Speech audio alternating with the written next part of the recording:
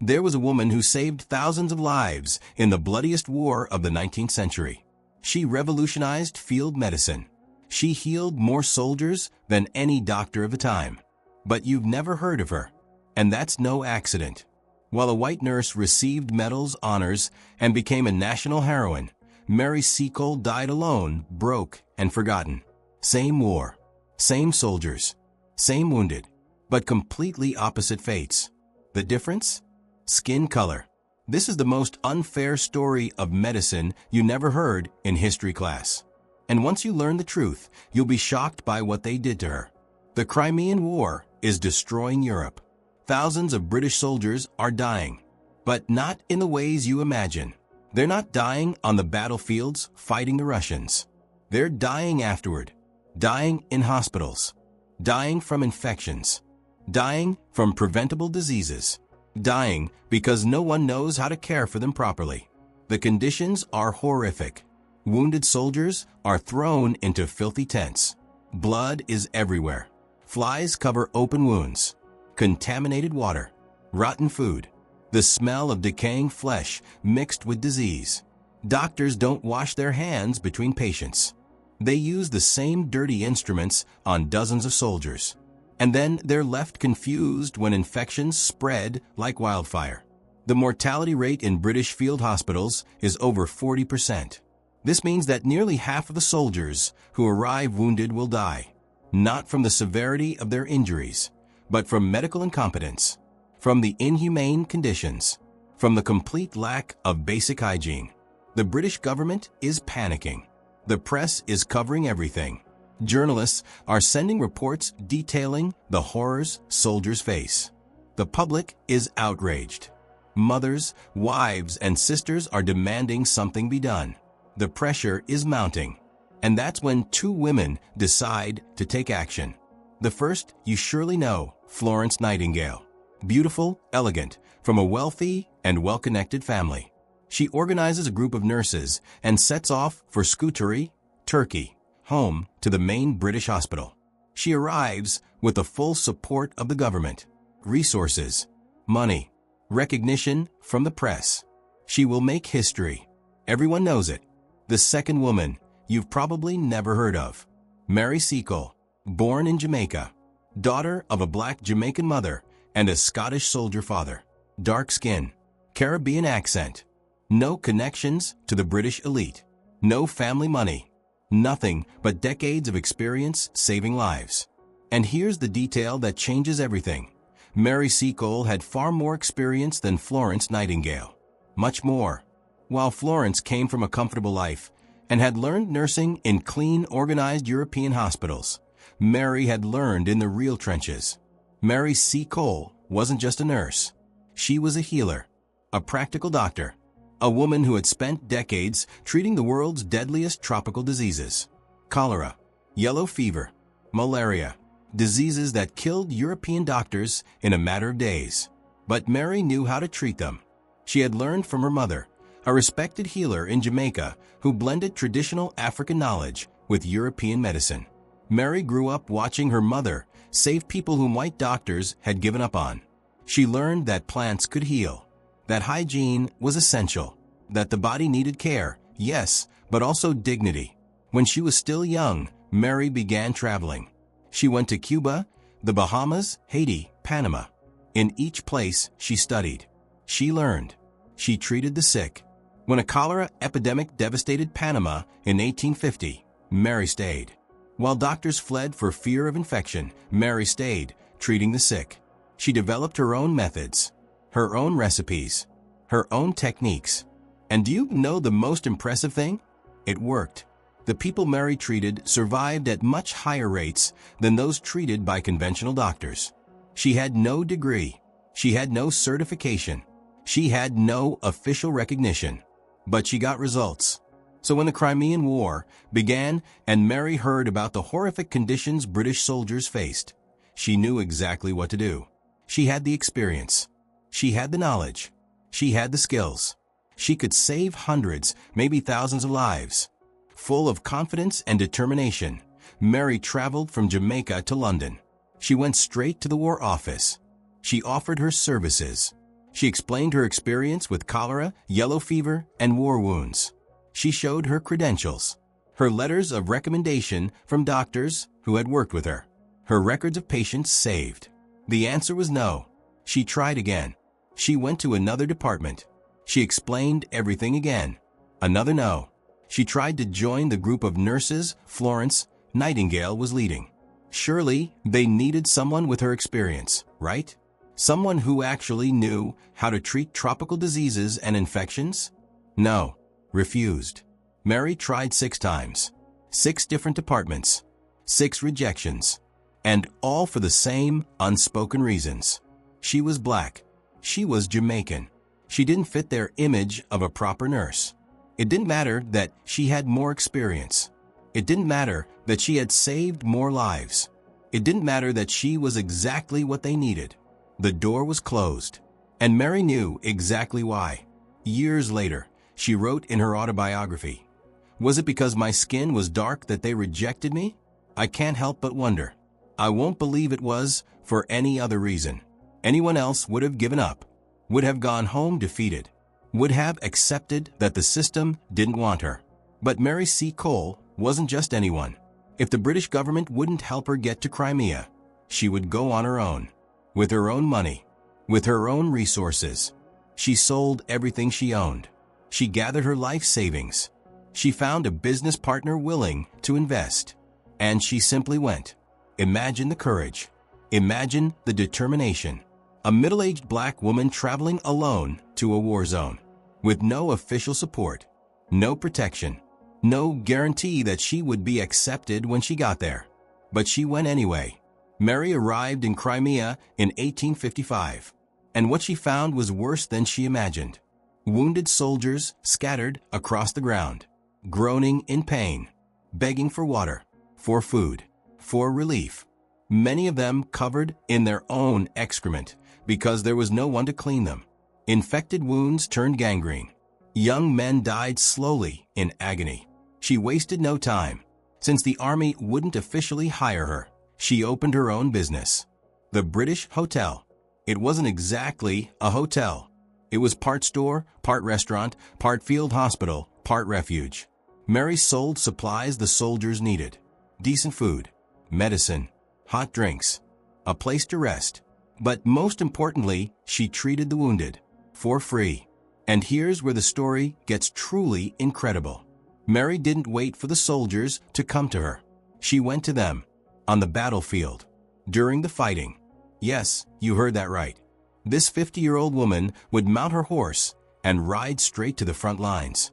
While bullets flew, while cannons exploded, while men died around her, Mary went from soldier to soldier, treating wounds amidst the chaos.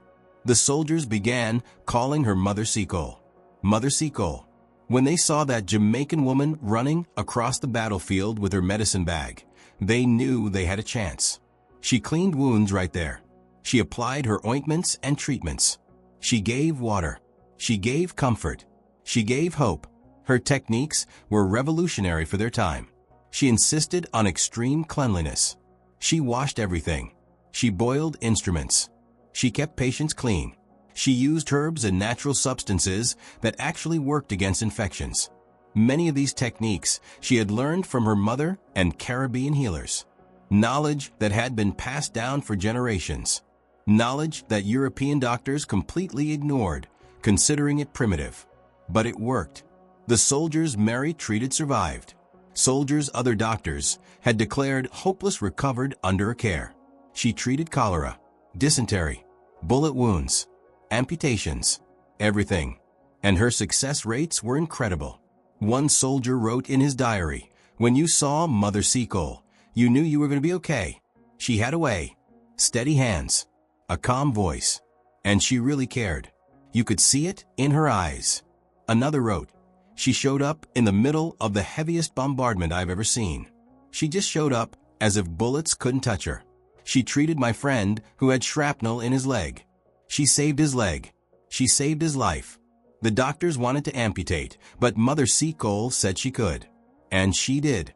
Stories about Mary began to spread among the soldiers. She became a living legend. When the men wrote letters home, They talked about her, about the incredible Jamaican nurse who risked her life every day to save them. She didn't just treat physical wounds. Mary understood that soldiers needed emotional care too. She sat with them, listened to their stories, laughed with them, cried with them. She held the hands of the dying so they wouldn't die alone. She cooked special dishes to boost morale. She organized small celebrations. She found ways to make those men far from home feel a little more human amid the horror of war. And what about Florence Nightingale? She was doing important work too, no doubt about it. She was renovating the hospital in Scutari, implementing hygiene systems, training nurses, collecting data. Her work was essential and saved many lives. But there were crucial differences. Florence worked within the system, with official support, with abundant resources, and she worked primarily in the hospital, away from the front lines. Her patients were brought to her. Mary worked outside the system, with her own resources, and she went to the patients no matter how dangerous. She was there in the most critical moments, when the soldiers needed it most.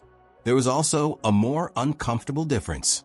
Florence Nightingale, despite all her heroic work, held racist views typical of the Victorian era. When asked about Mary Seacole, Florence was cold and distant. She never publicly acknowledged Mary's work. She never supported her efforts to gain official recognition. In fact, there are records showing that Florence actively hindered Mary's efforts at times. She viewed Mary as unqualified, despite her vastly superior experience treating tropical diseases and war wounds under extreme conditions. That hurts, doesn't it? To think that even our heroines can be so deeply flawed. The war eventually ended in 1856. The soldiers returned home as heroes, and they didn't forget Mary Seacole. Hundreds of them wrote about her. They talked about her. They tried to ensure she received recognition. Mary, too, returned to London, but she returned broke. She had spent her entire fortune helping the soldiers. All the money she earned from the British Hotel had been reinvested in medical supplies, food for the wounded, medicine. She had given everything she had, and now she was broke. No home of her own, no savings, nothing. Meanwhile, Florence Nightingale was welcomed as a national heroine. Poems were written about her. Songs were composed. Statues were erected. She received awards, honors, money. The British government created a special fund for her. Ordinary citizens donated. She became rich and famous. And Mary? Silence.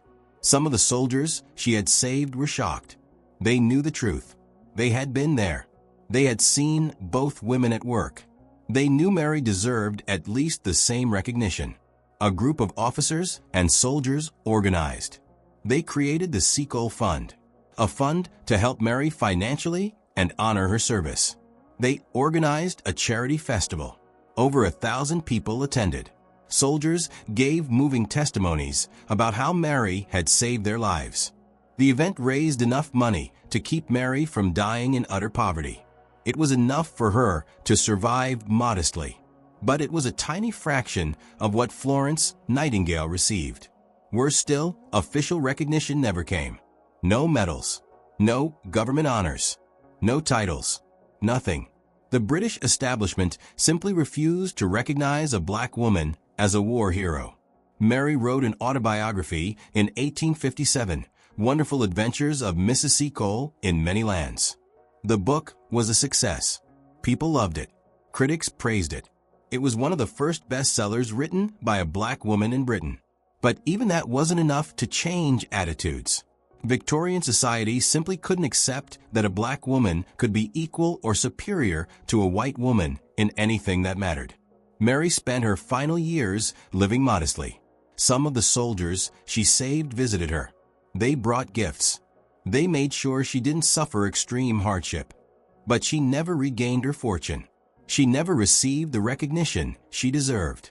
She died in 1881 at the age of 76.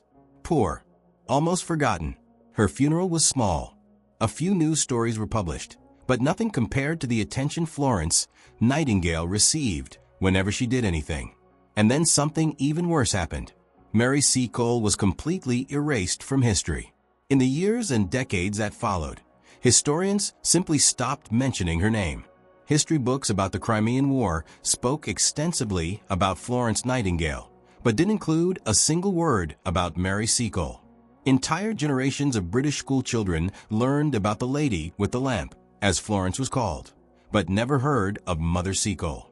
Mary's contribution was systematically erased from the historical record.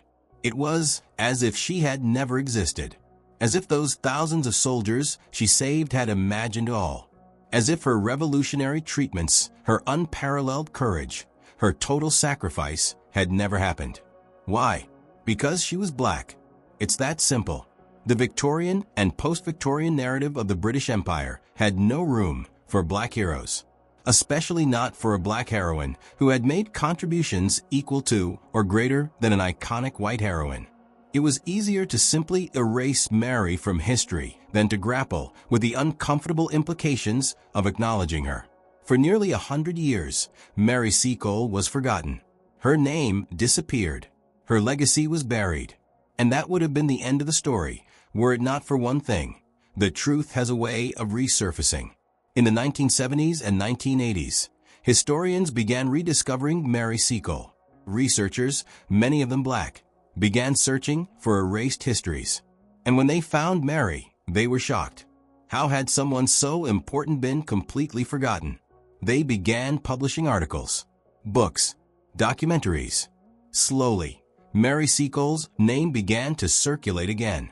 Educators began including her in curricula. Students began learning about her. In 2004, nearly 150 years after the Crimean War, Mary Seacole was voted Britain's greatest black hero in a national poll. Finally, the public was learning about her story. In 2016, a statue of Mary Seacole was erected outside St. Thomas' Hospital in London. She was the first statue of a black woman in a public place in Britain. Let that sink in. 2016, the first statue of a black woman in a country where black women have lived for centuries. Today, Mary Seacole is studied in British schools. Her name is recognized. Nursing awards bear her name. Hospitals have wards dedicated to her. Finally, more than a century after her death, she is receiving some of the recognition she always deserved. But we cannot ignore what was stolen from her. Mary Seacole deserved honors in life. She deserved to die comfortably, not poor. She deserved to see her work officially recognized. She deserved to be in the history books alongside Florence Nightingale from the beginning. She deserved all of this, but it was denied to her. And the reason was simply the color of her skin. Mary Seacole's story isn't just about an incredible woman who saved thousands of lives. It's about how racism erases contributions, how systems of power decide who is remembered and who is forgotten, how historical narratives are constructed not based on truth, but on prejudice. How many other Mary Seacoles are there lost to history? How many scientists, artists, leaders, inventors, heroes were erased because they didn't fit the narrative the powerful wanted to tell? This is the question that should keep us awake at night. Mary Seacole proved it was possible to be better than the best. That experience and skill have no color. That courage knows no race. She went into a war zone on her own. She risked her life repeatedly. She developed treatments that worked better than conventional methods. She saved countless lives with her own hands. And all this while facing constant rejection, constant racism, constant underestimation. She did all this not because it was easy, but because she knew it was right. Because soldiers were dying, and she had the knowledge to save them. She didn't need official recognition to know her worth. She didn't need medals to know she was making a difference. The soldiers knew, and that was enough to keep her going. That's true heroism, not the kind that seeks glory, but the kind that simply does what needs to be done, regardless of the personal cost. Today, when you hear about Florence Nightingale, remember Mary Seacole.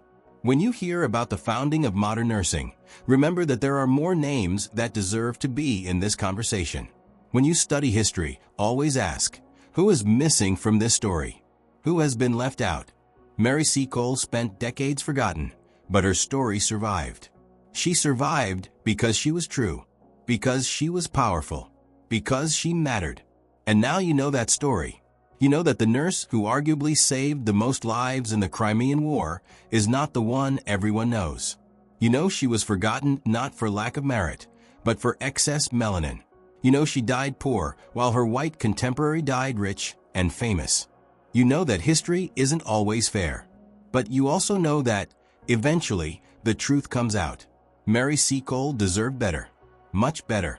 And the best thing we can do now is ensure her name is never forgotten. That her story is told. That young black men and women know that there were heroes who looked like them, even when official history tried to hide them. This is the story of Mary Seacole, the nurse who saved more lives than any doctor, the woman who revolutionized the treatment of war wounded, the heroine who was erased from history because Victorian society couldn't accept that a black woman could be exceptional. But she was. She was absolutely exceptional. And now you know it. If this story resonated with you, subscribe for more forgotten stories that need to be told.